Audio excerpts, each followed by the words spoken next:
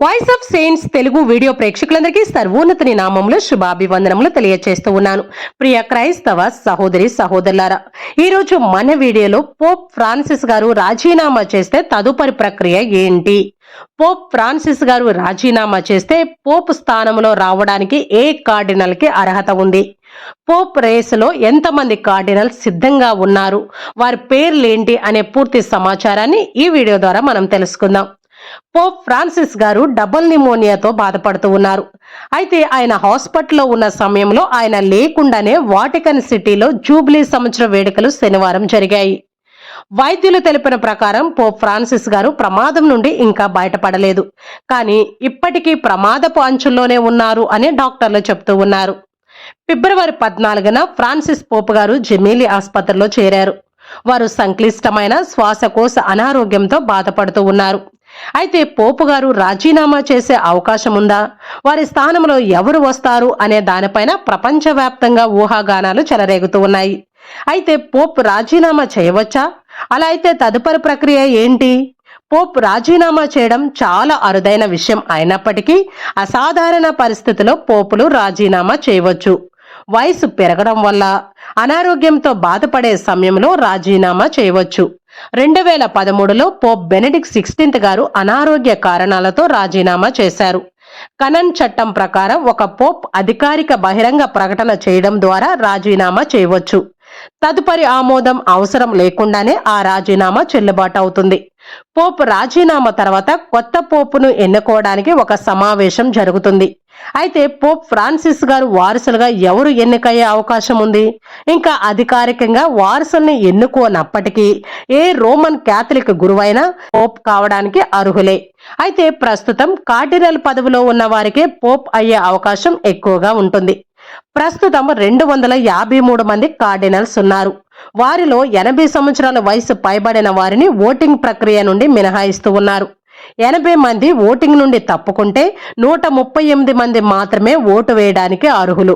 అయితే ఈ 138లో 5 cardinals Pope అవడానికి 1, 2, 3, 4, 5 స్థానాల్లో ఉన్నారు. వారు ఎవరు, వారి సామర్థ్యం ఏంటి, పోప్ అయ్యే అర్హత వారికి ఉందా లేదా అని వారి పేర్లతో సహా మనం ఇప్పుడు తెలుసుకుందాం. మొదటి స్థానంలో ఉన్న కార్డినల్ ఫ్రిడోలియన్ అంబోగో గారు.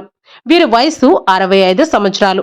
వీరు ఆఫ్రికా మరియు మడ్గాస్కర్ ఎపిస్కోపల్ కాన్ఫరెన్స్ సింపోజియంకు అధ్యక్షులుగా పనిచేస్తూ ఉన్నారు. ఈయన ఆఫ్రికన్ క్యాథలిక్లకు ఒక ముఖ్యమైన స్వరంగా పనిచేస్తూ ఉన్నారు. పోప్ ఫ్రాన్సిస్ గారు చేతుల మీదుగా 2019లో కార్డినల్ గా ఈయన నియమితులయ్యారు. ఇంకా రెండో స్థానంలో ఉన్న కార్డినల్ ఎవరంటే పియాండ్రో ఫరోలియన్ గారు.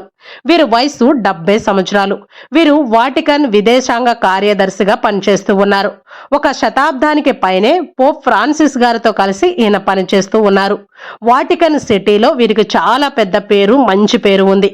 దానితో పోప్ రేసులో బలమైన పోటీదారుడిగా ఈయన నిలబడుతూ ఉన్నారు. వీరు 2014లో పోప్ ఫ్రాన్సిస్ గారు చేతుల మీదుగా కార్డినల్ గా నియమించబడ్డారు. ఇంకా మూడో స్థానంలో ఉన్న కార్డినల్ ఎవరు అంటే రైమండ్ బర్క్ గారు. వీరి వయసు 76 సంవత్సరాలు. క్యాథలిక్ సంప్రదాయం ప్రచారం చేయడంలో రైమండ్ బర్క్ గారు చాలా పేరున్న వ్యక్తి. లాటిన్ మాస్కు బలమైన న్యాయవాదిగా ఆయన పనిచేస్తూ ఉన్నారు. పోప్ ఫ్రాన్సిస్ గారి యొక్క ఆలోచనలకు వ్యతిరేకంగా మాట్లాడారు. పోప్ ఫ్రాన్సిస్ గారి యొక్క ఆలోచన విధానం రైమండ్ బర్క్ గారికి అస్సలు ఇష్టం ఉండదు. వీరు 2010లో బెనెడిక్ట్ 16 గారు చేతుల మీదుగా కార్డినల్ గా నియమితులయ్యారు.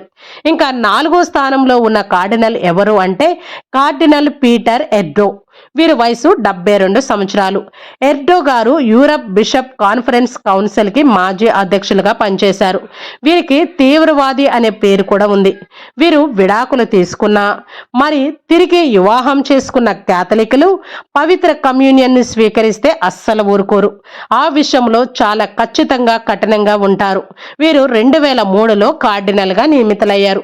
ఇంకా 5వ స్థానంలో ఉన్న కార్డినల్ ఎవరు అంటే లూయిస్ అంటోనియో టగ్లో. వీరి వయసు 67 సంవత్సరాలు. వీరు ఆసియన్ పోప్ ఫ్రాన్సిస్ గా పేరు తెచ్చుకున్నారు. టగ్లో గారు తన ప్రగతిశీలత అభిప్రాయాలకు ప్రసిద్ధి చెందారు. పోప్ ఫ్రాన్సిస్ గారి లాగే వీరు కూడా LGBT వ్యక్తుల పట్ల చర్చ్ వ్యవహరించే విధానానికి చాలా వ్యతిరేకంగా మాట్లాడతారు. వీరు 2012లో కార్డినల్ గా ఎన్నికయ్యారు. అయితే ఇప్పటి వరకు మనం చూసినటువంటి ఈ 5 కార్డినల్స్ పోప్ అవడానికి అర్హత ఉన్నటువంటి కార్డినల్స్. ఒకవేళ పోప్ ఫ్రాన్సిస్ గారు రాజీనామా చేస్తే ఈ 5 కార్డినల్స్ లో ఎవరో ఒకరు నెక్స్ట్ పోప్ అవుతారు అని వాటికన్ నుండి వస్తున్నటువంటి సమాచారం.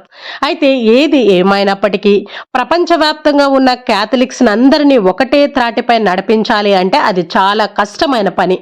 కానీ మన పోప్ ఫ్రాన్సిస్ గారు 10 సంవత్సరాలుగా వారి యొక్క సేవను ఎంతో విజయవంతంగా నడిపిస్తూ వస్తున్నారు.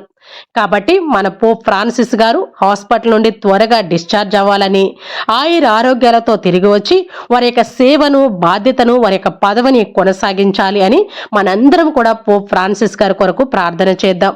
పోప్ గారు హాస్పిటల్లో ఉన్నప్పుడు ఎవరెవరైతే ప్రార్థన చేశారో ప్రార్థన చేసిన విశ్వాసులకు, శ్రేయభిలాషులకు పోప్ ఫ్రాన్సిస్ గారు కృతజ్ఞతలు తెలియజేశారు. కాబట్టి ఇంకా పోప్ గారు హాస్పిటల్లోనే ఉన్నారు కాబట్టి మన యొక్క ప్రార్థనలో పోప్ గారు త్వరగా తిరిగి వచ్చేలాగా మనందరం వ్యక్తిగతంగా పోపు గారి కొరకు ప్రార్థన చేద్దాం. ఇది ఈ రోజు మన వీడియో. మరొక మంచి వీడియోతో మీ ముందుకు వస్తాను. అప్పటి వరకు దేవుని యొక్క కృప కాపుదల మనందరికీ తోడై ఉండి దేవుని యొక్క ప్రేమలో, సేవలో మనల్ని ముందుకు నడిపించును గాక. Amen. God bless you all.